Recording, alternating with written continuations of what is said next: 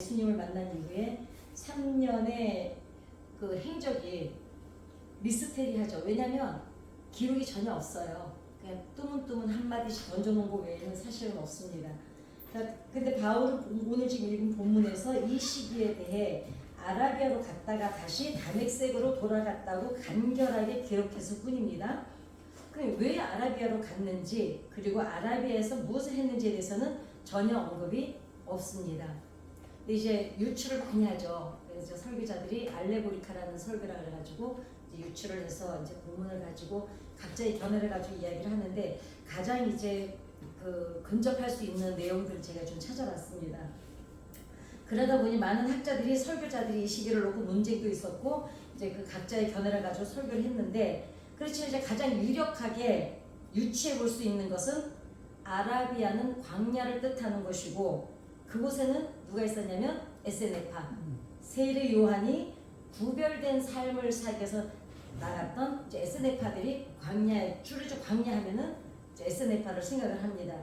그 이제 그래서 사도들을 만나려고 그러면 이제 그러면은 사도 여기 오늘 본문에 뭐라 그러냐면 사도들을 만나려고 광야로 갔다 그랬거든요. 그러니까 결국은 그냥 아무데나 간 게 아니라 에세네파에 간 것이 아니냐. 네, 그렇게 이제 유추를 할 수가 있습니다. 중요한 거는 거기에 어디에 갔다가 중요한 게 아니라 이 침묵의 그 3년의 행적이 기록이 없는 이 3년이 지난 다음에서야 기독교인을 잡아 죽이던 율법주의의 그 바리새인이 위대한 사도로 거듭났다는 게 이제 중요합니다. 예, 어디를 가 있었는지 3년 동안 뭘 했는지가 중요한 게 아니라 그런데 우리가 왜 그 사람의 오늘을 보면 그 사람의 과거를 유추할 수가 있죠. 아, 저 사람은 저렇게 하는 거 보니까 좀 예전에도 이렇게 살지 않았겠나. 그게 이제 자기가 여기 오늘 한 절만 딱 얘기하는데 자기가 이제 사도들을 만나려고 광야로 갔다 그랬으면은 에세네파가 제일 그래도 믿음을 아주 지키고 어찌됐거나 구별된 삶을 살려고 자기네 믿음을 지키려고 했던 사람들이기 때문에 그곳에 가서 3년 동안 있지 않았겠나를 유추해봅니다. 누가는 사도행전에서 바울의 선교 사역을 자세히 기록하고 누가가 이제 사도행전을 기록하면서 바울을 계속 따라다니면서 기록을 한 게 누가인데 반면 근데 누가도 사역에 대해서는 자세히 기록을 했어요. 사도 바울에 대해서. 그런데 선교 사역 외에 바울의 개인사는 대체로 침묵을 합니다. 예. 예를 들면 바울이 회심한 이후에 고향인 다소로 간 것에 대해서도 짧게 기록을 하는데 11장 15절을 읽어보니까 뭐라냐면은 바나바가 다소로 가서 바울을 데려와요. 예, 그것만 간단하게 또 기록을 하고 있습니다. 그렇다면 바울이 아라비아에 간 것은 사역보다는 그동안 가지고 있던 유대주의적인 잘못된 생각들을 털어버리고 주님이 자신에게 나타나서 계시하신 이유를 깊이 생각하였고 그동안 읽었던 성경을 재해석하는 어떤 과정들을 지나오지 않았겠나. 왜냐하면 사람이 변하는 데는 하루아침에 되나요? 안 되죠. 사람이 자기 신념을 바꾸는 거는요 너무너무 어렵습니다. 어쩌면 우리는 본인이 속을 때가 진짜 많아요. 내가 바뀌었다고. 근데 언제 내가 안 바뀐 거를 알 수 있습니까? 그 상황이 똑같이 됐을 때 부부 싸움을 하는 그 부부들을 보면은 이제 부부 상담을 할 때 보면 이렇게 말을 많이들 해요. 아유 그래도 결혼 초에는요 지금 엄청 이 사람 바뀐 거예요. 결혼 초에는 진짜 우리 많이 싸웠어요. 둘 다 그렇게 말을 해요. 서로 많이 바뀌었다 그래. 근데 바뀌었을까요? 어떠세요? 살아보시니까. 맞춤. 상황이 아닐 뿐이에요. 예, 상황이 아닐 뿐이에요. 왜냐? 싸우다 보니까 이제 알아. 내가 이렇게 행동하면 저 인간이 어떻게 나오는지. 그러니까 안 부딪히려고 그 행동을 되도록이면 안 해요. 또 하나는 하도 이렇게만 하면 아주 각시가 그냥 호독스럽게 그냥 난리를 치니까 되도록이면은 남편도 그 행동을 안 해요. 바뀐 게 아니에요. 그 근본이 바뀐 게 아니라 대응을 안 하는 거예요. 그러니까 자기도 모르게 바뀌었다고 생각하는 거죠. 그런데 그게 만약에 똑같은 상황이 딱 신혼초처럼 똑같은 상황이 딱 벌어지잖아요. 그럼 그대로 나와요. 예, 그렇게 되는 겁니다. 그러니까 사람이 바뀌는 거는 사실 하루아침에 되는 것은 아닙니다. 그렇다면 이 그 사람이 그러다 하루아침에 되는 게 아니라면 반드시 바울에게도 시간이 필요했습니다. 어떤 시간이 필요했을까요? 알다시피 바울은 누구보다도 보수적이었죠. 바리새인은 아주 극보수였습니다. 그 다음에 극단주의, 율법사들은 극단적인 유대주의자들이었어요. 그리고 자신의 생각을 정리한 데는 시간이 필요했을 겁니다. 왜냐하면 바울이 같은 아라비아는 다메섹 남동쪽에 위치한 나바테아 왕국의 사막지역, 그러니까 이 나바테아 왕국이 있는 곳이 여기를 이제 아라비아라고 통틀어서 거기를 광야라 그랬거든요. 광야라 그랬는데 광야는 광야, 우리가 그냥 눈을 감고 광야 하면 어떤 이미지가 떠오르세요? 사막이죠. 황량하고 아무것도 없고 그냥 넓디 넓은데 나를 가려줄 나무 한 그루 없고 물 한 모금 없고 그냥 황량한 게 느껴지잖아요.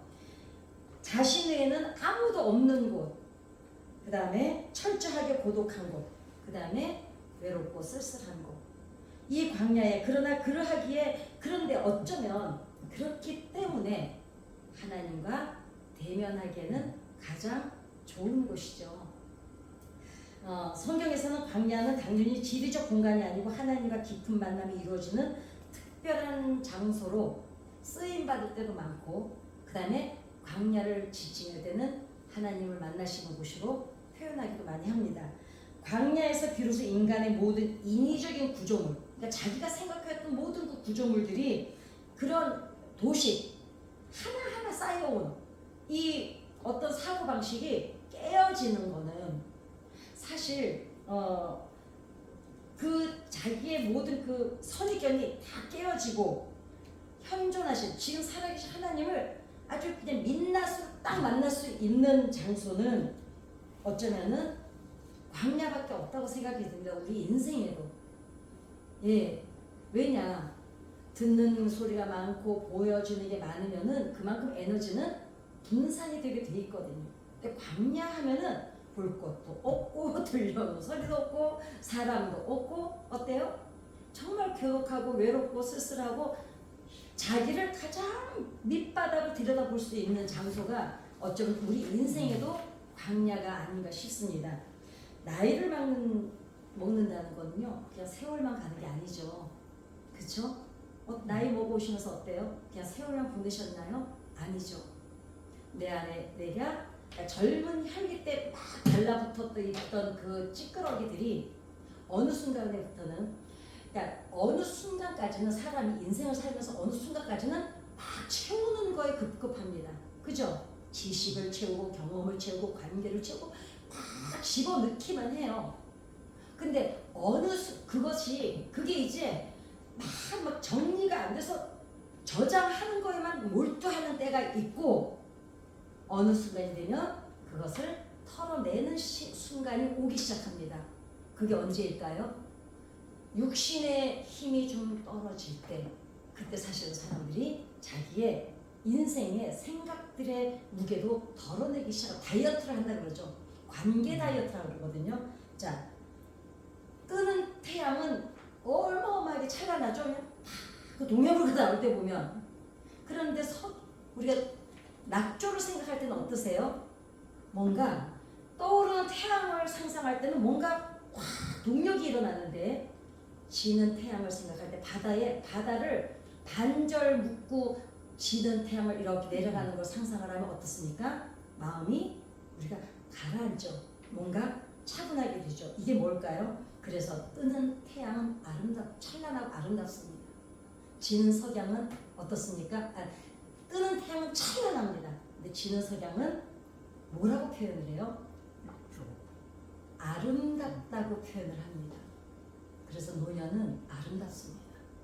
그럼 노년이 자 육신으로 본다면 우리가 다 쭈글쭈글해지고 어찌됐거나 노쇠해지고 약해지고 그 막 저장하는 거에 그냥 에너지를 팍팍 쓰던 게 이제는 헐렁해지는 이 시기에 왜 아름다울까요? 늙음이 주는 아름다움이 있어요. 늙음이 주는 아름다움. 깊이 때문이죠. 그죠? 깊이 때문 아닐까요? 가볍질 않잖아요.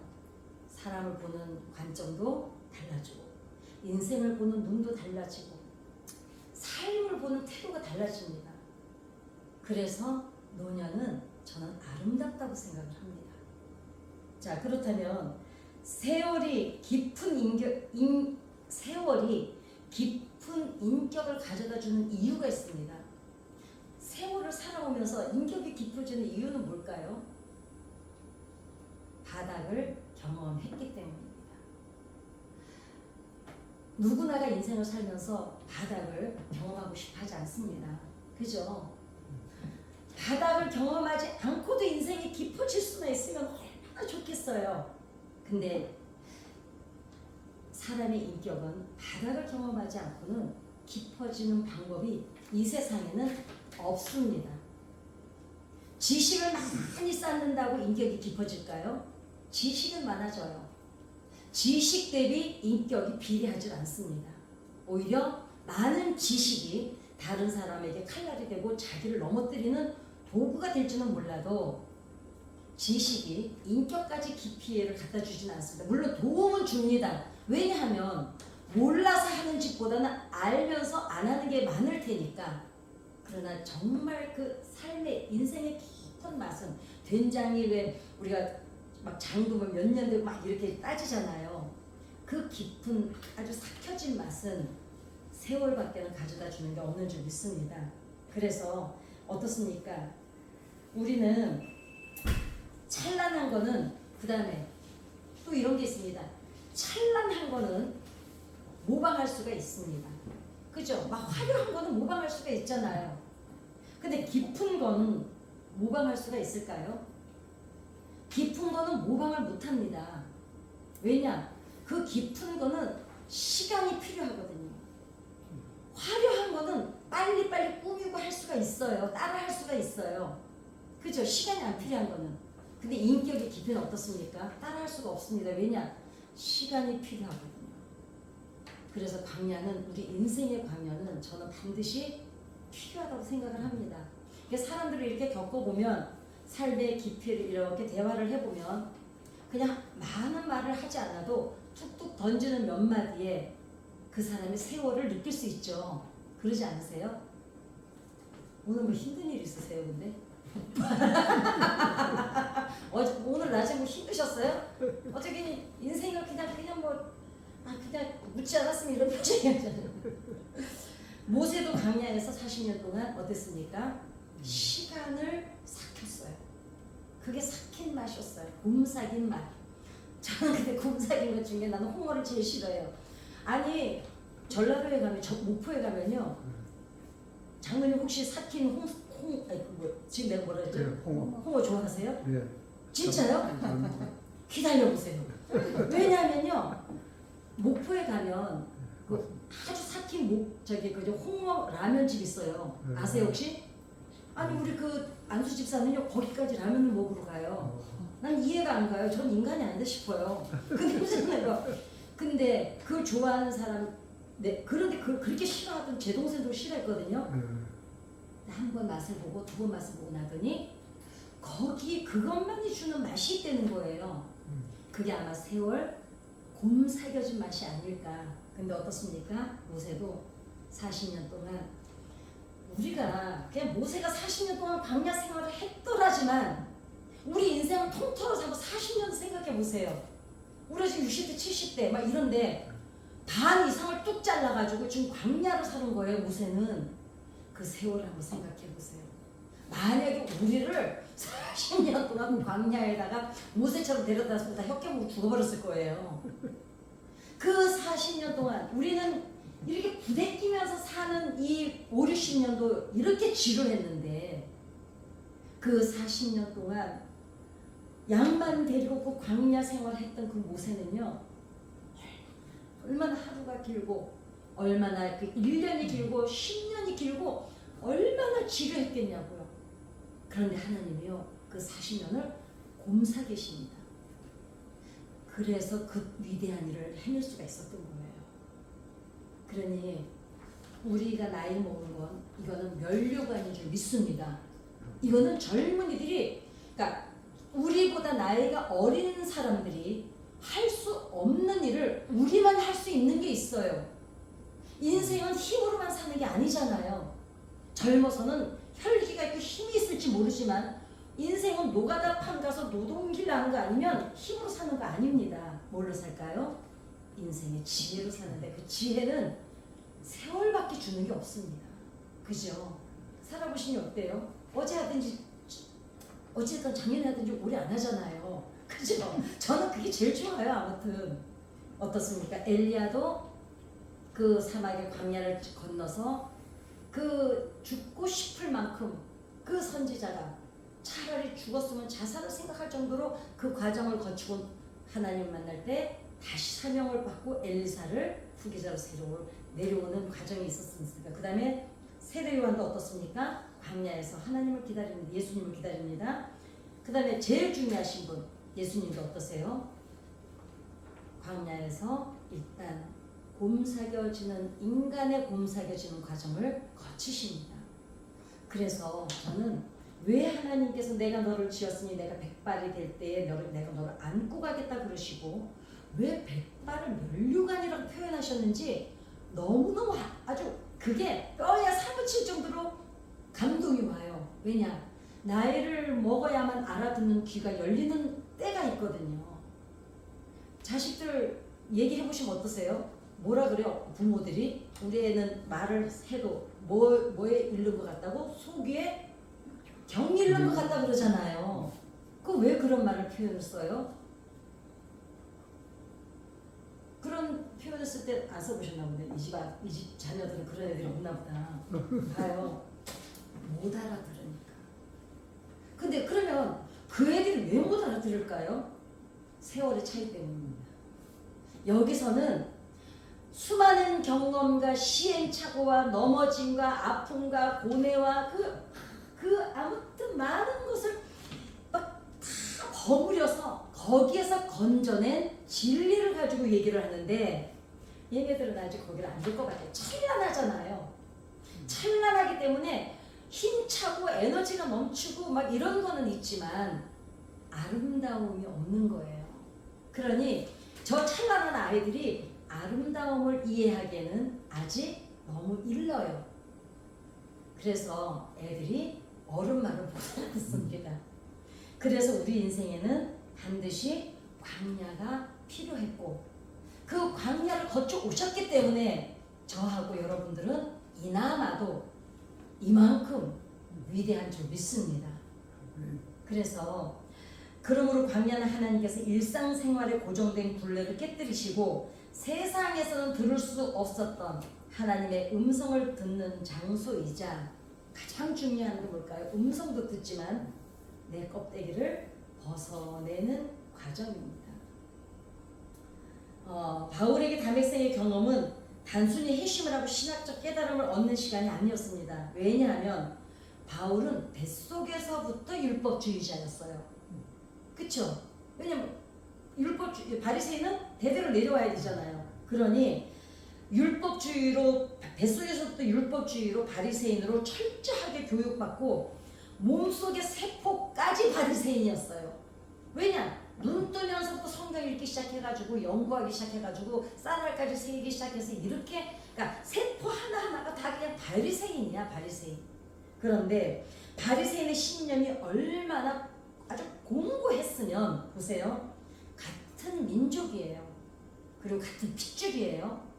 더군다나 유대인들은 선민의식이 투철했기 때문에 자기 민족에 대한 애가 보통 사람들하고 전혀 다른 사람들하고 전혀 다릅니다. 그런데 어땠어요? 그런데도 불구하고 신앙 때문에 자기 동족을 죽여요. 그죠? 스데반을 죽였잖아요. 그리고 스데반을 죽인 다음에 뭐하러 또 내려가는 중이었어요? 자기 담액색으로 내려가는 이유가 담액색이 지금 다 흩어져서 도망가 있는 거기에 제일 많이 모여 있으니까 담액색으로 가서 자기 동족을 죽이러 가는 길이었어요. 그러니까 제가 아까도 지금 여기 와서 한참 이제 생각을 해봤어요. 왜 하나님은 사도 바울에게 이렇게 아주 막 충격 요법을 쓰셨을까? 그렇잖아요. 다른 제자들에 비해서 바울은 충격 요법을 쓰신 거죠. 아주 전기 충격 같은 걸 준 거잖아요. 왜 그랬을까? 너무 견고하니까. 앵간히 해갖고는 깨뜨려질 이 신념이 아니에요. 그러면은 이거를 우리를 한번 생각해 보면 어떨까요? 우리에게 인생에 어떤 정말 아니 남들은 그냥 되는 일도 왜 나는 기도해야 되고 남들은 그냥 잘 살아내는데 나는 왜 죽어라고 투쟁을 해야 되고 제가 제일 하나님 앞에 많이 했던 얘기거든요. 기도가. 제가 봤더니 이런 경우예요. 내 신념이 너무 강직하고 너무 투철하니까 앵간한 충격 요법을 가지고는 내가 깨어지질 않는 거예요. 그러니 평탄한 분들을 보면 평탄한 이유가 있어요. 그분들은 부드러워요. 근데 강직해서 좋은 점도 있지만 사실은 강직해서 자기부터 괴롭히는 사람들이 너무너무 많습니다. 그래서 자 어떻습니까? 사람들을 그때까지 살아오면서 배우고 익혔고 들었고 행했던 모든 것을 자 뱃속에서 또 바리새인인 사도 바울이 바닥까지 다 긁어내는 변화가 필요했어요. 세포 안에 있는 바리새인의 이 아주 잔해까지 다 뽑아내야만 이 신약 성경의 위대함을 이룰 수 있는 사람으로 쓰시기 위해서는 다른 사람의 충격 요법 갖고는 되질 않았던 거예요. 제가 옛날에 제일 듣기 싫었던 말이 나는 왜 이렇게 하나님 왜 나한테만 이러시냐 했더니 하나님 왜 크게 쓰시려고 그런다는 거예요. 나는 그 말이 제일 듣기 싫었어요. 아니 물론 크게 쓰임 받지도 않는 그래서 크게 쓰임 받았나 어쨌든 무슨 생각이 들었냐면 내가 언제 하나님한테 크게 쓰여달라고 부탁했냐고 그랬어요. 하나님 앞에 다 필요 없으니까 이런 것 저것 다 필요 없으니까 그냥 나를 건들지만 않아도 좋겠다. 왜냐면 그때는 하나님이 나를 건든다고 생각했어요. 하나님이 나를 괴롭힌다고 생각했거든요. 왜냐면 사람들이 자꾸 그렇게 말하니까 하나님이 쓰시려고 그래요. 하나님이 뜻이 있어 그래요. 아니 내가 언제 하나님한테 나한테 뜻까지 달라고 얘기했냐고 부탁했냐고 막 이러고 악을 쓰고 하나님 앞에 기도한 적이 있거든요. 근데 지나고 나서 보니 뭘가 깨달아져요? 그 요법이 없었더라면 제가 제 자신을 하나님 앞에 내어놓고 보니까 그러지 않았다면 요만큼만도 제가 사랑 구실을 못하고 사는 거예요. 그렇게 그냥 성전 바닥을 기어다니면서 울고 불고 하는 그 고난의 시간이 있었기 때문에 그나마도 제가 이만큼 사랑 구실하고 살지 아니었으면 여전히 기고만장했겠구나. 왜냐하면 다른 사람이 갖지 못한 몇 가지 재능을 하나님이 저에게 주신 게 있잖아요. 그거 가지고. 근데 더 잘하는 사람 앞에서 아무것도 아닌데. 그래서 사람이 변해는데 어떡합니까? 가장 큰 걸림돌이 되는 게 뭐냐면 변하지 못하는 겁니다. 변했다고 믿었는데 어느 날 보면 그 버릇이 또 그 버릇으로 본인이 넘어져요. 그리고 어떻습니까? 그것은 내가 버리지 못했던 걸로 넘어지는 걸 가만히 보면 그게 뭐냐면 잘못된 신념입니다. 내가 그렇다고 믿는 거. 이거 틀림없다고 생각하는 거. 내가 왜 그럴까요? 나이를 먹었을 때 그 신념이 왜 더 강할까요? 내가 경험했거든요. 그래서 나이를 먹고 나면 왜 고집이 세어지냐면 그동안 학습된 계속 학습된 신념을 바꾸는 게 결코 쉽지 않기 때문입니다. 머리로는 알겠는데 몸이 기억하고 있는 것들 몸이 기억하고 있어요. 세포가 이제는 다 우리가 밝혀졌잖아요. 이 세포가 기억하고 있다고. 그 다음에 머리는 내가 이러면 안 돼. 머리는 내가 이렇게 하면 안 돼. 알고 있어요. 그런데 어떻습니까? 마음이 안 따라줍니다. 왜냐? 여러분 머리하고 마음이 같을까요? 다를까요? 달라요. 머리는 아닌데 내 마음은 감정은 어때요? 확 상할 때 있잖아요. 그죠? 머리는 아니야. 제가 지금 내가 미워서 그러는 게 아니야. 이런데도 부에는 확 날 때 있잖아요. 나는 그게 제일 실감이 나는 것 같아요. 머리하고 마음하고 절대로 일치하지 않습니다.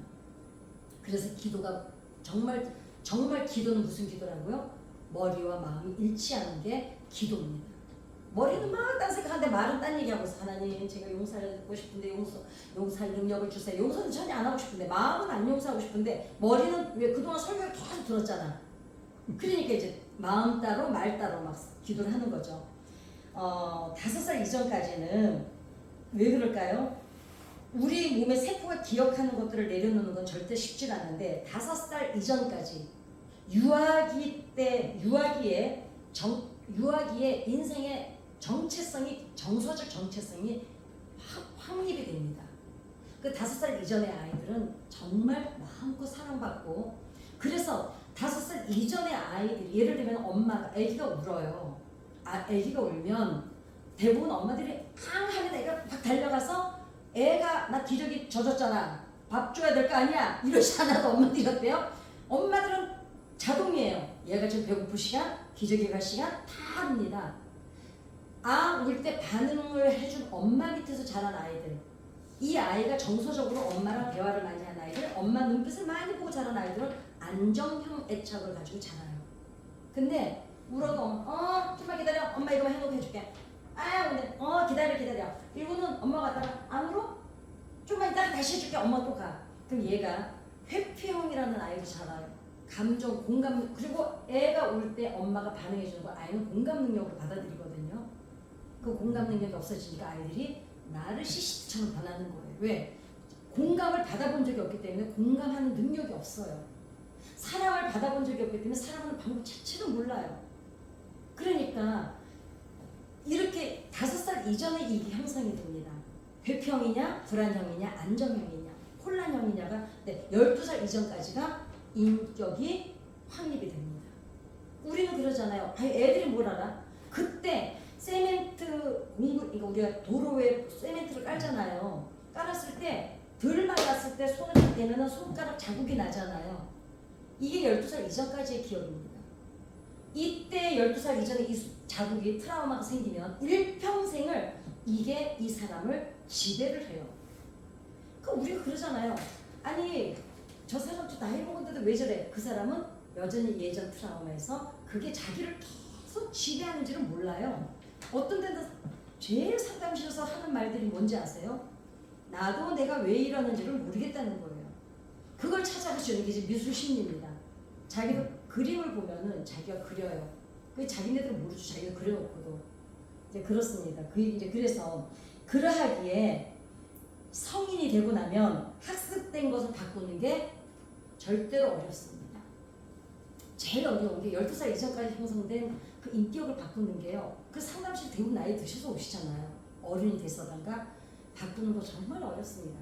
아이들은 정말 쉬워요. 금방 교정이 돼요. 근데 벌써 20살이 넘어가면 너무너무 어렵습니다. 그러기에 기록이 없는 3년의 시간 동안 바울에게 엄청난 고뇌의 시간이었을 것인데 왜? 여러분 우리가 사랑을 해야 되잖아요. 사랑을 해보시니까 어때요? 노력으로 사랑하려고 내가 노력해야지 이런다고 해서 사랑이 되시나요? 어떠셨어요? 사랑은 노력으로 되는 게 아닙니다. 사랑은 무엇으로 하는 걸까요? 마음으로 하는 거예요.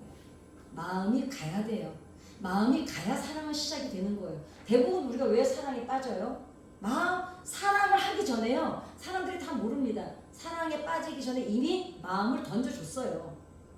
그랬기 때문에 사랑을 이어가는 거거든요. 그러니까 사랑은 노력으로 되는 게 아닙니다. 마음으로 하는 거거든요. 자, 예수님을 내 삶에 새긴다는 것은 노력으로 하는 게 아닙니다.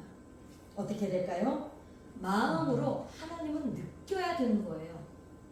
제가 지금 설교 하나 준비하는 게 있는데 진짜 행복이 아주 근본 바닥으로 들어가서 찾아내는 걸 하는데 뭐냐면 자 하나님 우리에게 주신 지정의잖아요. 우리가 예전에 지금은 이제 목사님들도 그렇게 말씀 안 하시는데 일단 믿고 하나님을 알아가는 거였어요. 예전에는 아예 물어보면 그런 거 묻지 말고 일단 믿어. 그게 모르는데 믿는 거는 신앙일까요? 맹종이에요. 이단들이 왜 이단에 빠질까요? 그냥 믿어서 빠지는 거예요. 그 사람이 누군지, 이만희가 누군지 다 알고 나면 그 사람한테 맹종을 그렇게 안 하죠. 지정을 주신 이유는요, 지식으로 먼저 하나님을 알아야 돼요. 알아야 믿는 거거든요. 믿고 아는 게 아니에요. 하나님은요, 하나님이 그렇게 허접한 분이 아니에요. 알고 나면 안 믿을 수가 없는 분이기 때문에 지정의를 주신 거예요. 지식으로 먼저 하나님을 알고 그 다음에 느끼는 거예요. 정으로. 의지는 뭘까요? 그리고 나서 믿는 거예요. 그러니까 하나님이 지정의를 주신 이유는 그 순서대가 있어요. 그러니까 하나님은 그냥 안 믿어줘. 안 믿어줄 때는 어떻게 해야 돼요? 찾아야 돼요. 내가 왜 안 믿어지는 부분을 어디에서 찾아도 하나님은 충분히 찾아내요. 그런데 이제 설명을 못하니까 그냥 믿으라고 했던 건데, 요즘엔 그러지 않으시죠, 목사님들도. 알아야 믿는 겁니다. 하나님은 그냥 믿으시면 안 돼요. 그러면 맹종이에요. 왜 예전에 신앙생활 하다가 넘어지는 게 많았냐면 그렇게 믿었기 때문에. 그런데 확고한 신념 하에, 지식 하에 하나님을 지식으로 알고 내가 느끼고 믿으면 흔들림이 없어요. 어떤 고난 앞에서도요. 아니, 그게 왜 흔들려요? 근데 왜 흔들릴까요? 모르는데, 느껴보지도 않았는데 믿어야 되기 때문에, 믿었기 때문에 바닥이 없는 거예요. 그러니까 기초가 없으니까 흔들리는 거죠. 뿌리가 깊으면 부러질 수는 있어요. 이렇게 신앙생활하다 우리가 넘어지기도 하고 엎어지기도 해요. 그러나 근본은 안 흔들리죠. 그게 지정의를 가지고 믿었을 때입니다. 자, 바울이 자신의 모든 경계를 허물고 이방인에게 그렇게, 보세요. 바리새인들이 하는 일이 뭐였어요? 이방인들을 뭔 취급했습니까? 개 취급했어요. 근데 바울이 이방인의 복음에 앞장섰잖아요. 이런 사람을 이방인의 복음의 선두주자로 쓰셔야 되니 예수님께서 어떻게 하세요? 아주 그냥 몇천 볼트에 전기 충격을 주신 거예요. 이러지 않으면, 그런데 하나님 보시도 어떠실까요? 다른 제자들보다, 왜? 성경에 대해서 너무너무 잘 알고 지식이 많고, 그리고 충분히 그 쓸만한데 신념만 바꾸면 될 것 같은데, 그 신념이 내가 예수거든? 이래 갖고 되는 문제가 아니었거든요. 그게 어떡합니까? 그냥 차라리 그냥 확고하게 보여준 거예요. 네가 누구십니까? 그러니까 네가 핍박하는 나 예수야. 나 원래 있는 사람이야. 이렇게 보여주신 거예요. 그러니까 그 3년 동안에, 그럼에도 어떻게 해요? 머리로는 예수님을 만났잖아요. 봤잖아요. 근데 여러분, 세포 안에 있는 그 율법주를 다 이게 비워내야, 이 예수를 가득 채워서 나가서 이방인에게 복음을 전하려면 자기 안에 있는 걸 다 쏟아내야 돼요.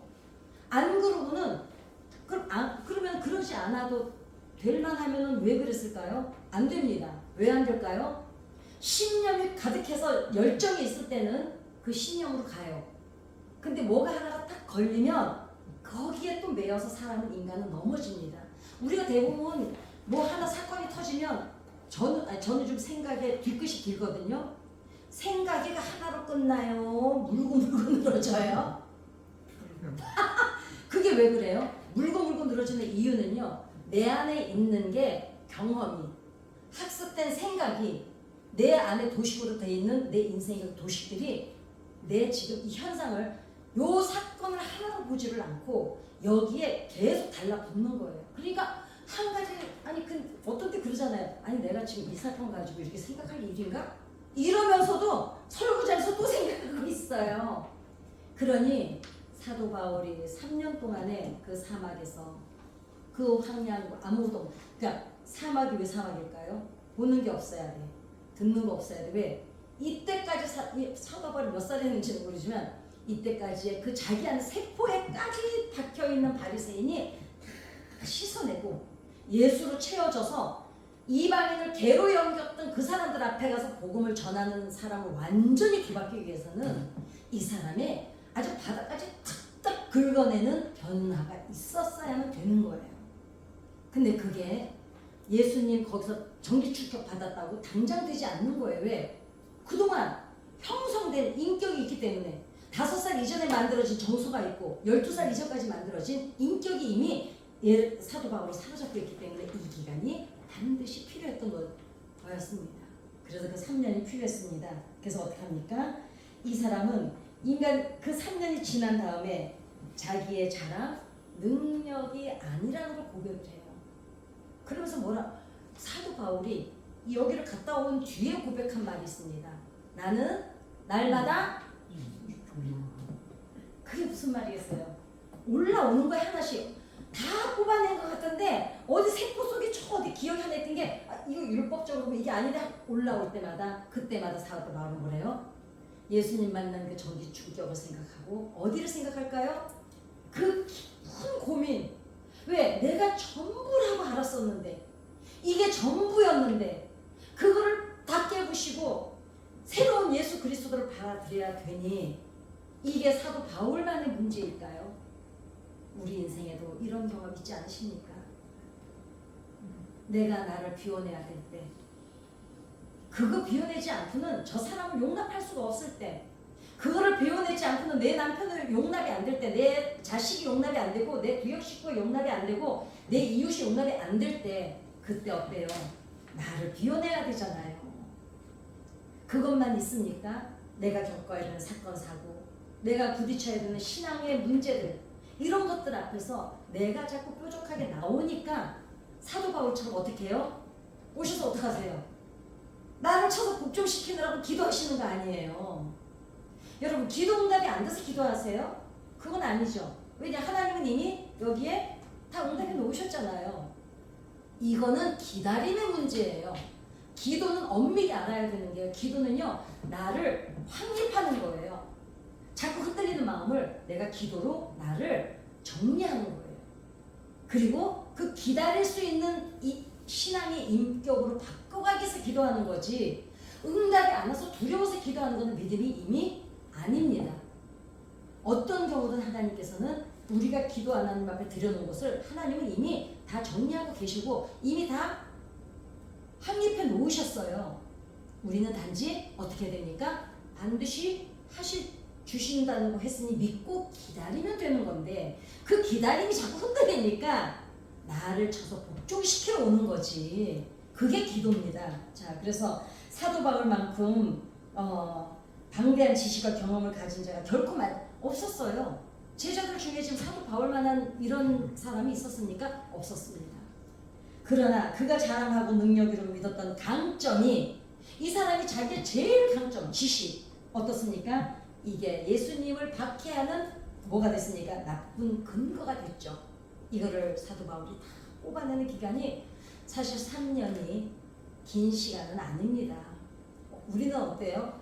아직도 일평생이다 아직 안 뽑아낸 게 있는데 그래서 말씀은 머리에서 이해되는 것으로 끝나면 머리에서는 알아요. 삶에서 능력이 되기 위해서는 어떻게 해야 될까요? 가슴이 느껴야 되는 거예요. 지는 머리예요. 정은 가슴이에요. 의는 뭘까요? 행동하는 겁니다. 삶에서 행동으로 나타나는 겁니다. 이게 되기 위해서는 어때요? 내 안에 나는 쓴물을 다 뽑아낼 때 오늘도 기도가 그 쓴물을 뽑아내는 시간이 되시기를 기도합니다. 자, 말씀이 삶에서 능력이 되기 위해서는 머리에서 가슴으로 내려와야 능력이 되는데 신앙이 될 수 있습니다. 바울은 어떻습니까? 다메섹에서 빛을 경험한 후 자신의 모든 종교적 열심, 그 다음에 의, 그게 구원과 멀어지게 하는 것이었다는 걸 걸림돌이었다는 것을 알게 되었고 나의 인생의 경험, 신념이 은혜의 삶과는 거리게 멀게 할 수도 있다는 것을 이 사도 바울은 그때 깨달았듯이 자 잘못된 경험에 의한 신념이 문제인 거예요. 잘못된 경험.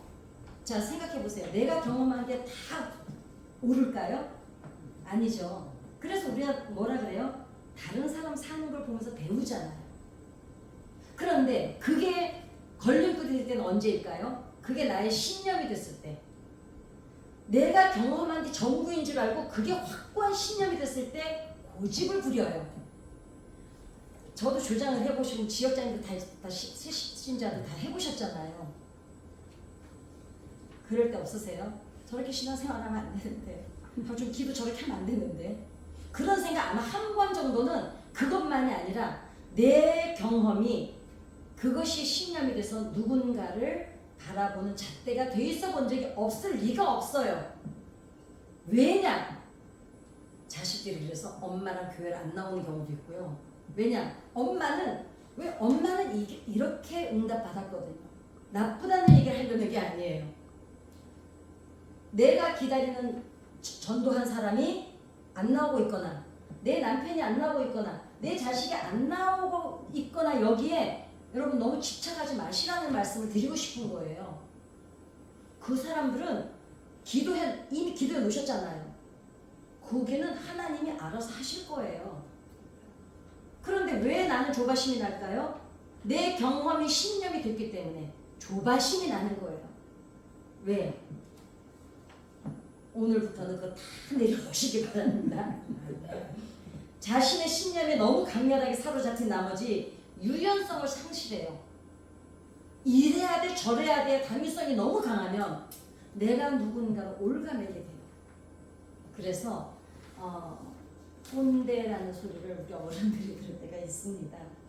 자기의에 사로잡힌 신앙인들 보면 내가 경험한 신앙, 내가 체험한 예수, 내가 했던 방식의 기도, 봉사, 헌신, 내가 신앙생활했던 것들을 나도 모르게 다른 사람에게 잣대로 들이대거나 요구하거나 지적할 때가 있습니다. 이게 어쩔 수가 없어요. 엄마들을 너무 많이 그럽니다. 자, 틀린 것은 아닙니다. 제가 틀리다는 말씀 드리려는 게 아닌가 아시죠? 왜냐하면 사람은 자신이 아는 범위 내에서만 행동을 하기 때문이에요. 그러나 유연성은 가져야 된다는 거죠. 나쁘고 내가 그동안 잘못했나 봐 하나님 이러지 마세요. 왜냐? 그래서 내가 지금까지 아는 힘으로 버텨오셨잖아요. 잘하신 거예요. 그렇게 안 믿었으면 나를 못 버텨왔어요. 제가 말씀드리고 싶은 건 여러분들이 지금 우리가 잘못 살아왔으니까 고칩시다 얘기가 아니에요.